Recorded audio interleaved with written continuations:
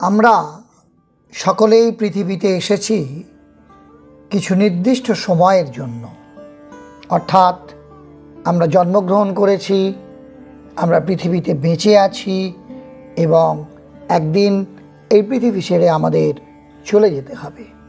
অর্থাৎ যার জন্ম হয়েছে তার মৃত্যু অবশ্যম্ভাবী এবং এই মৃত্যুর পর আবার পুনর্জন্মও ঘটে। ব্যাপারটা হলো কীরকম, যে প্রকাশ থেকে অপ্রকাশ, অপ্রকাশ থেকে আবার প্রকাশ, আবার অপ্রকাশ, এইভাবে যেন একটা কন্টিনিউয়াস প্রসেস। কিন্তু প্রশ্ন যে জন্মের পরে যেরকম মৃত্যু আছে, মৃত্যুর পরে যেরকম জন্ম আছে, তাহলে মৃত্যুর কতদিন বাদে পুনর্জন্ম লাভ হয়? আর এই প্রসঙ্গে আমরা গরুর পুরাণের উপর নির্ভর করে আজকের আলোচনা উপস্থাপিত করব। সঙ্গে এও থাকবে আলোচনায় যে যাদের অকাল মৃত্যু হয় তাদের আত্মার কি হয়। তাহলে চলুন আমরা দেখে নিই যে গরুর পুরাণ কি বলছে। গরুর পুরাণ অনুসারে মৃত্যুর পর আবার নতুন দেহ ধারণ করে পুনর্জন্ম নিতে আত্মার বেশ সময় লাগে না। অর্থাৎ পুনর্জন্মের আগে যখন অপ্রকাশিত অবস্থায় আত্মা থাকে, তখন সেই অপ্রকাশিত অবস্থা থেকে প্রকাশিত হওয়ার জন্য বেশি দিন সময় আত্মার লাগে না। তবে বিভিন্ন আত্মার ক্ষেত্রে এই সময়টা আলাদা আলাদা হয়। কোনো কোনো আত্মা মৃত্যু পারলৌকিক ক্রিয়া সম্পন্ন হলেই নতুন দেহ ধারণ করেন ও পুনর্জন্ম লাভ করেন। আবার কোনো কোনো আত্মার ক্ষেত্রে শ্রাদ্ধকর্ম মেটার পর 10 থেকে 13 দিন সময় লেগে যায় আবার জন্ম নিতে। একথাও বলা আছে গরুর পুরাণে যে কারোর ক্ষেত্রে 1 মাস বা 3 মাস সময়ও লাগতে পারে পুনর্জন্মের ক্ষেত্রে। আবার কোনো কোনো আত্মার একেবারেই পুনর্জন্ম পায় না।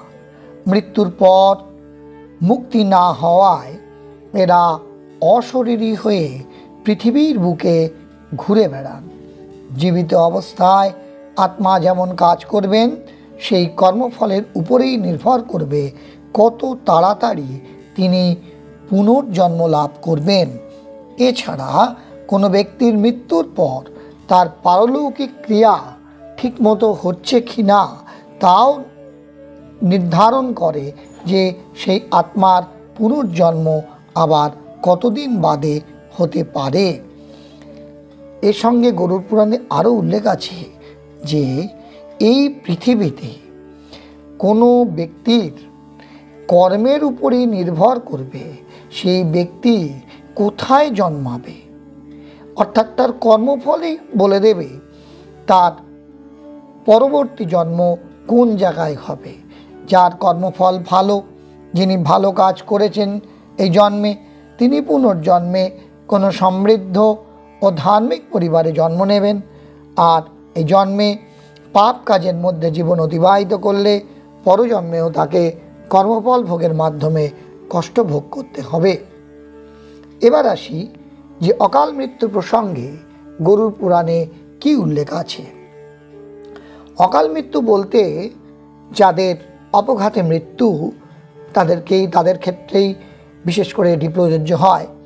তা গরুর পুরাণ অনুসারে যারা অসময়ে মারা যান তাদের আত্মার আয়ু অসম্পূর্ণ বলে বিবেচিত হয়। এমন আত্মার জীবনচক্র সম্পূর্ণ না হওয়ার কারণে তারা স্বর্গেও যেতে পারেন না, আবার নরকেও তাদের ঠাঁই হয় না। এই ধরনের আত্মারা চারিপাশে ঘুরতে থাকে। ধর্মীয় শাস্ত্র মতে কোনো মানুষের অকাল মৃত্যু হলে তার আত্মা ভূত, প্রেত, পিশাচ, কুষ্মান্ডা, ব্রহ্মরাক্ষস, বেতাল অবস্থায় বিচরণ করে। একই সময়ে একজন মহিলার অকাল মৃত্যু হলে তার আত্মা বিভিন্ন জীবনে বিচরণ করে। এছাড়া কোনো যুবতী বা গর্ভবতী নারীর অকালে মৃত্যু হলে সে ডাইনির রূপ ধারণ করে। একথাও বলা আছে গরুড় পুরাণে যে কোনো কিশোরীর অকাল মৃত্যু হলে সে দেবী যোনিতে বিচরণ করে। মৃত ব্যক্তি সারা জীবনের কী ধরনের কাজ করেছেন, কতটা পাপ করেছেন তার উপরে নির্ভর করে মৃত্যুর পর তার আত্মা কেমন যন্ত্রণা ভোগ করবে, আর বিভিন্ন ধরনের যন্ত্রণার মধ্যে দিয়ে মৃত্যুর পরে যেতে হবে সেই আত্মাকে। বন্ধুরা, আজকের এই আলোচনায় আমরা প্রধানত গরুড় পুরাণে যেটি উল্লেখ করা আছে যে অকাল মৃত্যু পর আত্মার কি হয় বা মৃত্যুর পর আত্মা পুনর্জন্ম লাভ করে কতদিন পর, এই প্রসঙ্গে আলোচনা করলাম। আবার গরুড় পুরাণের এক জায়গায় এটাও বলা আছে যে সাধারণত মৃত্যুর 40 দিনের মধ্যেই বা 40 দিন অতিক্রান্তি হওয়ার আগেই আত্মার পুনর্জন্ম ঘটে থাকে। এরকম বিভিন্ন জায়গায় গরুড় পুরাণে বিভিন্নভাবে আত্মার পুনর্জন্ম সম্বন্ধে বা পুনর্জন্মের সময় সম্বন্ধে উল্লেখ করা আছে। যাই হোক, এই আলোচনার বিশ্বাস করা না বিশ্বাস করা সম্পূর্ণ ব্যক্তিগত ব্যাপার। তবু যদি এই আলোচনা আপনার ভালো লেগে থাকে তবে অবশ্যই লাইক করুন, শেয়ার করে দিন পরিচিত জনেদের মধ্যে, আর কমেন্ট বক্সে আপনার মতামত লিখে জানান। সঙ্গে আমাদের এই চ্যানেলটিকে সাবস্ক্রাইব করে আমাদের পাশে থাকুন। সকলে খুব ভালো থাকুন, সুস্থ থাকুন, আনন্দে থাকুন। ধন্যবাদ।